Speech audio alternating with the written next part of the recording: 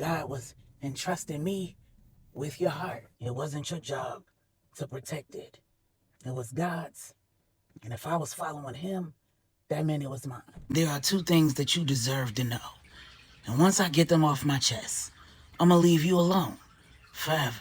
This is Bedtime Stories, Grown-Up Edition, Short Stories, Irreconcilable Differences, Part 9. When we left off with Regina and LJ, Bro had signed them papers, honey, and made sure that they were dropped off at the courthouse. 30 days have passed, and it's time for the unhappy couple to appear in court. As Regina got dressed for the big day, she took all the time she needed to ensure that the makeup she applied to her mocha skin was applied with perfection.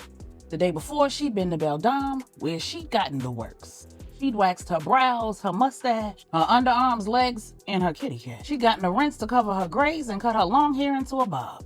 She'd gotten a brand new Chanel suit for the occasion, a brand new pair of Louboutins, and a matching purse. LJ was gonna get an eyeful, and he was gonna see exactly what he was about to lose.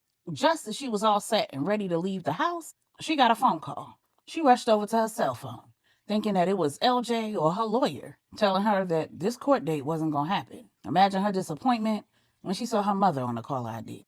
For the past month, her mother had been running interference for her and LJ. She had neither seen nor spoken to him. When she asked her children how their father was doing, they always said he was fine. And she did her absolute best to ensure that whenever they were afoot, she appeared fine too. So when she answered the phone, her disappointment was hard to hide. She said, "Yes, Mommy, I'm on my way out the door." Mom Joy said, "I know. I was calling to see if you wanted me to come to court and provide you with moral support." Regina said, "No, Mommy, I'm good." "Why don't you ask LJ if he needs you to be there to provide him with moral support?" Mom Joy said, "Don't start that again, Regina. I told you, I'm on the side of right, and I'm here for both of you." Regina said, Yeah. "Look, Mommy, I need to go." Mom Joy said, "Will you call me after and let me know how things go?" Regina said, "Sure." Then she headed to her car. Before she got there, though, one of the soldiers who were assigned to her detail stopped her and said, "Miss Johnson, we have orders to provide you with car service today." Gina asked, "Why can't you just follow me like you usually do?" The soldier said, "I don't know the why, I just know the what." Regina said, "Fine." She walked over to the chauffeured vehicle, climbed in the back seat, and tried to make herself comfortable. The night before, she barely slept. Her mind had played tricks on her all night long. All she could think about was all of the years of her life that she spent first being friends with LJ, then being his long-term girlfriend, being his fiance, his wife, and then the mother of his 3 children. So much of her identity was wrapped up in being Mrs. Regina Johnson, wife of Lawrence Johnson Jr. and the mother of Lawrence Johnson III, Angelina, and Anders. Their marriage would end, but the connection that she shared with LJ could never end. She had 3 children who were his spitting image. The oldest was his namesake. And to add insult to injury, her only daughter was named after her ex-best friend. And her youngest son was named for her ex-best friend's father-in-law, a man who'd been the closest thing to a father she'd ever known, and the best stand-in father LJ could have ever asked for. She hadn't thought about Pops Andy for a while. She'd intentionally put him out of her mind every time he crossed it. Regina did not do well with grief and other complex emotions. The same way she covered her face in makeup and her body in designer threads, she covered her feelings with fantasy and refused to face anything she couldn't fix, anything that made her feel bad, anything that made life hard. She put on the back burner.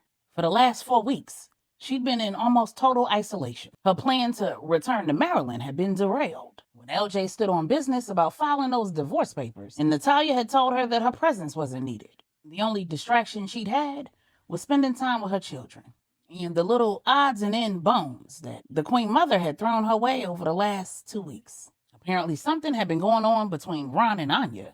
And with Anya on maternity leave, Bedtime was in need of a part-time business manager, and the Queen Mother had thought that Regina was the perfect person to fill in. Since Regina had filled a similar role for Vibrantly You, Angela's skin and hair care company, it was nothing for her to pitch in here or there and put out a fire or two. But that was work she could do with her eyes closed. As a result, she'd found it hard to do what she'd always done. She'd found it hard to put her feelings on a shelf. In solitude, it was real difficult for her to pretend like she was okay. She spent more days falling apart and then putting herself back together again so that she could face her children and her mother and avoiding conversations with the people who she knew truly cared. Everybody from Stephanie to Hugh, the Queen Mother, and Mom Brenda had tried to be there to support her, and she'd refused to even converse with them. In her alone time, her life with LJ was playing on a repetitive loop. All of the vacations, the lovemaking, how present he'd been through all of her pregnancies, the night shifts he'd taken with their newborns, the ways he'd cared for her when she was ill and ensured that her mother was always good, the way he'd protected, provided, and covered her, the way he'd put up with all of her antics and just allowed her to be herself, even when who she was inconvenient, frustrating, annoying, and over the top. In the back of her mind, she always believed that was all the result of a guilty conscience. And it wasn't until the night before that a small part of her mind suggested that perhaps she'd had it all wrong. But she just couldn't imagine how that could be possible. No man could really be as good as LJ had pretended to be for all of these years. There had to be something else to it. There had to be something she just didn't know. And whatever had happened between LJ and Angela all those years ago had to be bad if neither of them would speak on it. And as she rode in the back seat of the chauffeured car, she could hear Pops Andy's voice the day she and LJ got married. And Pops Andy stood in and walked her down the aisle. Before she took that walk, he looked her in her eyes and he told her that love is a complicated animal. It requires things of us that we don't always want to give. But when we choose love, we are choosing to give it all that it requires. Sometimes it requires us to just trust God. He tells us to guard our hearts, but it's his job to protect it. Give God your heart. Trust him with it. You are marrying a man who can lead because he knows how to follow God. And whatever he does with your heart, he'll have to answer to God for it. You guarded your heart by choosing a man who loves God and loves you. Now trust God to protect it, and you'll never have to. All those years ago, when Pops Andy told Regina that, she thought she knew what it meant.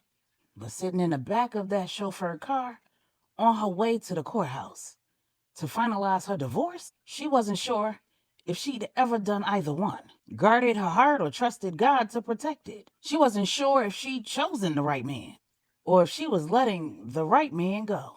And something in her gut was telling her she was about to lose everything. Yes, LJ had agreed to all of the terms that she laid out in the divorce papers, but her own stubbornness had cost her her marriage, her friendship, her job, her home, and her identity as she knew it. Who was she without LJ and Angela? Who was she without a husband? Would she ever even find love again? Could she trust a man again? Had she ever trusted a man in the first place? Was her mother right? Did she need therapy? Did she have daddy issues that were causing her to make haphazard decisions? Had she just blown up her entire life because of the sins of her father? Before she could answer any of those questions, though, the chauffeured car pulled up in front of the courthouse. The soldiers were making sure that the scene was safe and helping her out of the back seat. Inside the lobby, Regina's attorney was waiting for her there. She said, "Miss Johnson, right on time. Let's go. We're in courtroom 203. Regina asked, "Is my husband here?" Her attorney said, "You mean your soon-to-be ex-husband?" "I don't know. I haven't seen him and I wasn't looking for him." Regina looked around as they headed to courtroom 203. And inside, she found a packed courtroom and no LJ. The judge came in and called court to order, and with a tone that was more disinterested than Regina had ever heard in her life. He proceeded through 3 cases before he called Johnson v. Johnson. Regina and her attorney approached the plaintiff's table, and Regina looked over to the defendant's table and saw an attorney she didn't recognize. The judge quickly reviewed the documents, and when he asked if the parties were ready to proceed, Regina was confused. She was a business attorney. She had no experience with divorce law. And the experience she did have was not in the state of Texas. Her assumption was that both parties needed to be present in order for the proceedings to continue. And with LJ absent, she was a little relieved in her assumption that the proceedings would be postponed. She looked at her attorney and asked, "Doesn't LJ need to be here?" Her attorney shook her head and the judge asked, "Is there an issue?" Regina's attorney said, "No, Your Honor, I'm sorry. My client had a question." The judge said, "Great. Names for the record, please." Regina's attorney gave her name, Regina gave hers, and LJ's attorney gave his. And then the judge turned to LJ's attorney and asked, "Am I reading this correctly? Your client is agreeing to give Miss Johnson every property that they own except for the one where he and the children currently reside, all of the vehicles except for a Sprinter, half of the money in their joint accounts, half of the money in his personal account, all of the money in hers, and half of his pension from the police department in North Carolina? LJ's attorney said, "Yes, Your Honor, my client just wants this to be over." Hearing those words, Regina's heart broke and her temperature rose. The judge said, "And the 3 minor children?" Regina's attorney said, "An amicable custody agreement has been arranged between the parties, independent of the divorce agreement, and it can and will be amended if at any time my client has any issue with the arrangement." The judge looked at the paperwork again and said, "So it says here that the reason for the divorce is irreconcilable differences. Am I missing something?" Regina's attorney asked, "I'm sorry?" The judge said, "I don't see too many cases where a man is this agreeable unless there is something deeper at play and his back is up against a wall. I don't make it a habit of questioning uncontested divorce agreements. But when they are this blatantly in the favor of one of the parties and to the disadvantage of another, I wouldn't be doing my due diligence if I didn't ask. So again, what am I missing? Is there something else that I should know?" Regina's attorney looked at Regina.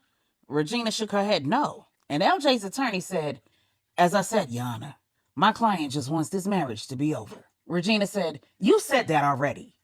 And everybody in the courtroom chuckled. The judge said, "That's enough." The judge then looked at each attorney and said, "Well, if there's nothing further, I don't see any reason not to grant this divorce today." He picked up his stamp, stamped the papers, added his John Hancock, handed it to his clerk and said, 3 copies, 1 for the file, 1 for each of the parties. And then he called the next case. Regina was flabbergasted. In less than 5 minutes, her marriage was over. And to add insult to injury, LJ didn't even show up. Regina said, "I don't understand how this could happen without him being here." Her attorney said, "As long as he had legal representation present, his presence wasn't required. Neither was yours." Regina said, "So 15 years of marriage is just over like that?" Her attorney said, "What were you expecting? You got everything you asked for. I don't understand the issue." Regina said, "You're right. I guess I just didn't consider the possibility that he wanted out of this marriage more than I did." Her attorney said, "Sounds like this was well overdue then. Have a great day and let me know if you need anything else." All 3 of them proceeded to the hallway where they met the clerk, who handed the attorneys their copies of the divorce decree. And Regina made a beeline for the exit. She put on a good front, but her heart was broken, and she just wanted to get back to the chauffeured car where she could fall apart. The soldier who was waiting for her at the door radioed to the team to let them know that she was done. And when everyone was in place, he escorted her outside to the chauffeured car. When the door opened, she plopped down in the back seat, and before she could put her face in her hands, she almost had a damn heart attack. There was LJ in the back seat of the damn car. Before she could get her heart rate back down, LJ said, "Congratulations, you're a free woman." Regina said, "What do you want, LJ? I haven't seen or spoken to you in 30 days. You didn't even see fit to show up in court. And you in the backseat of this damn car?" LJ said, "We need to talk." Regina said, "It's a little too late for that." LJ said, "Pipe down. I ain't come here to argue with you. We not going back and forth. You wanted out of the marriage, you out. Believe me, I'd rather be anywhere else in the world than here with you." Regina scoffed, and LJ ignored her. He continued saying, "If I could have gotten out of having this conversation with you, please believe I would have. I came here because I made a promise to you that I need to keep. I prayed and prayed about how to address this. I was gonna leave it in somebody else's hands and just do what I need to do behind the scenes. I asked the Queen Mother to do my dirty work, and she was willing to do it.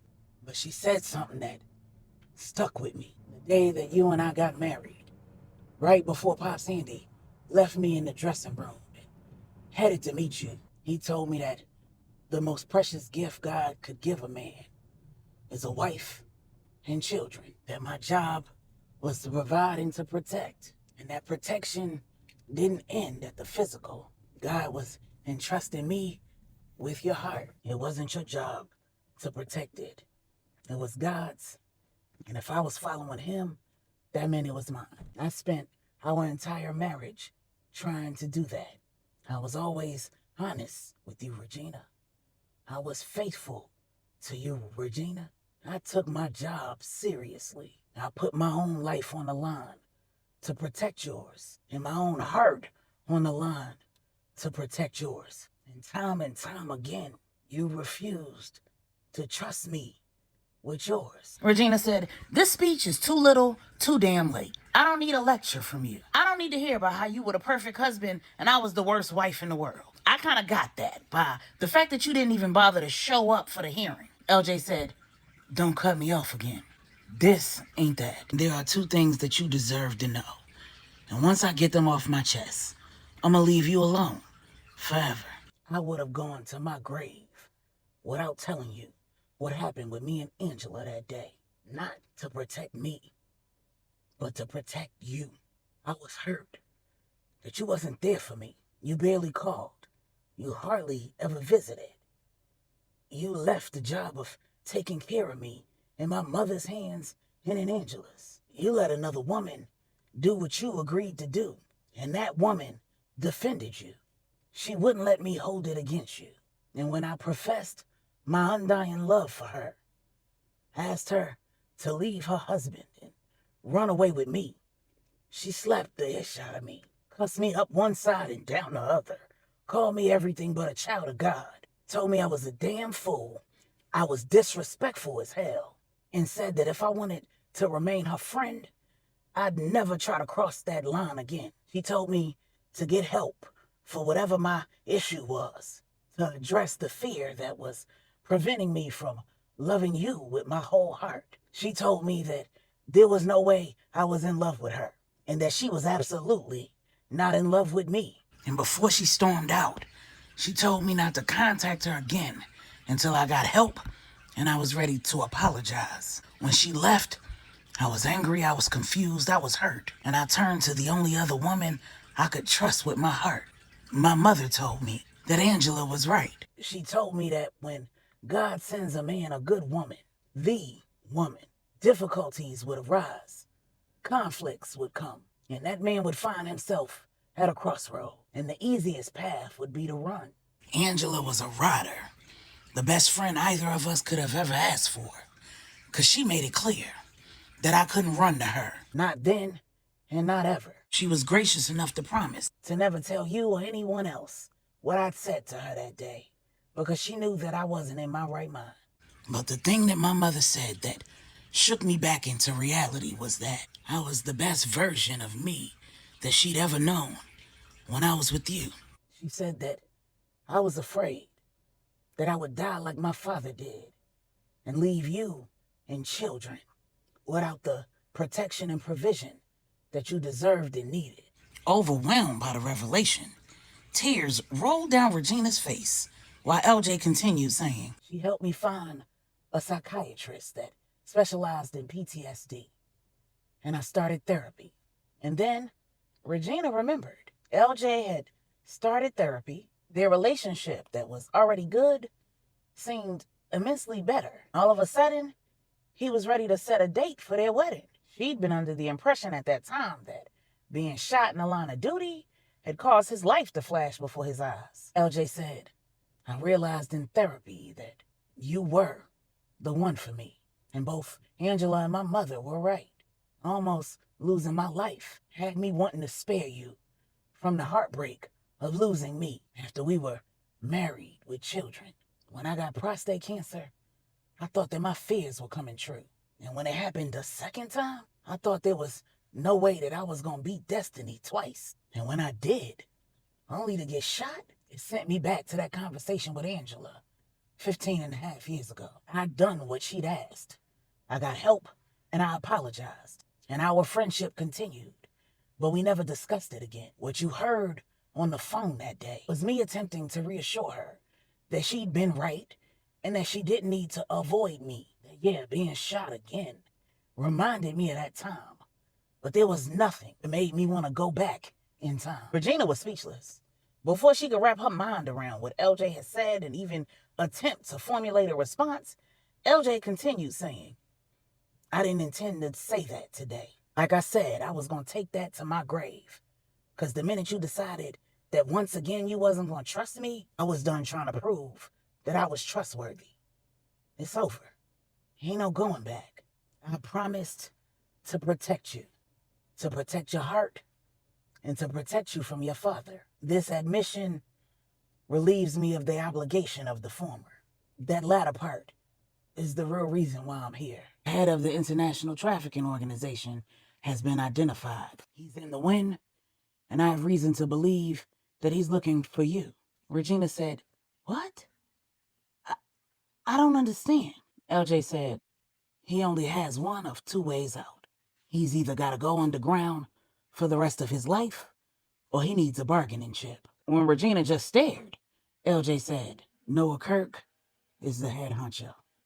And Regina's heart fell into her stomach. She said, "What?" LJ said, "That's the reason why I asked Angela to let you stay at her estate. And it's the reason why she agreed. I am still committed to doing whatever's necessary to keep you and my children safe.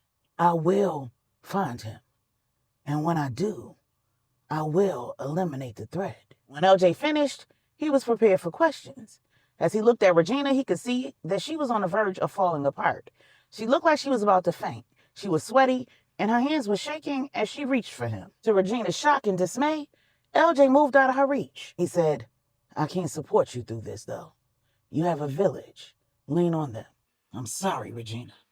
And then he exited the vehicle. For the first time since Regina and LJ agreed to be friends on the monkey bars in the 2nd grade, LJ had left her in her pain, in shock, with her whole world upside down. He just told her that her father, Noah Kirk, was the head of an international trafficking organization. And that man was looking for her. The same man who had impregnated her mother when she was a teenager. A man who'd scared her mother so bad that she'd fled with her baby girl in her belly, leaving her home and her family in California, going to North Carolina where she didn't know a soul. The same man who she found in college, who told her he didn't want any parts of her and rushed her off his porch. That man was the same man who was responsible for the death of Big Wood, Miss Bernie, the kidnapping of Tamara, the almost kidnapping of Michael and Tamara, the attack on True, Wise, the ongoing war with the Notorious Five Families, all of it. And he was her father. How in the hell was she supposed to handle that, process that? And before she could hop out of the vehicle and run behind him, because there was no way in hell he was leaving her with all this information. Her cell phone rung. And on the caller ID was Angela. Regina answered the phone and she said, "Best friend, what am I gonna do?" Angela said, I know. I'll meet you at the estate and I'll stay as long as you need."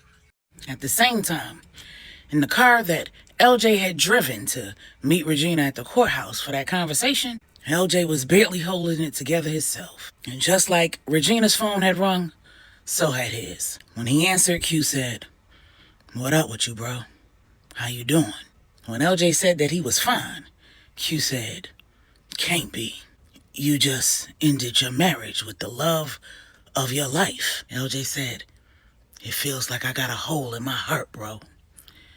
But the truth of the matter is, I've outgrown what I used to accept."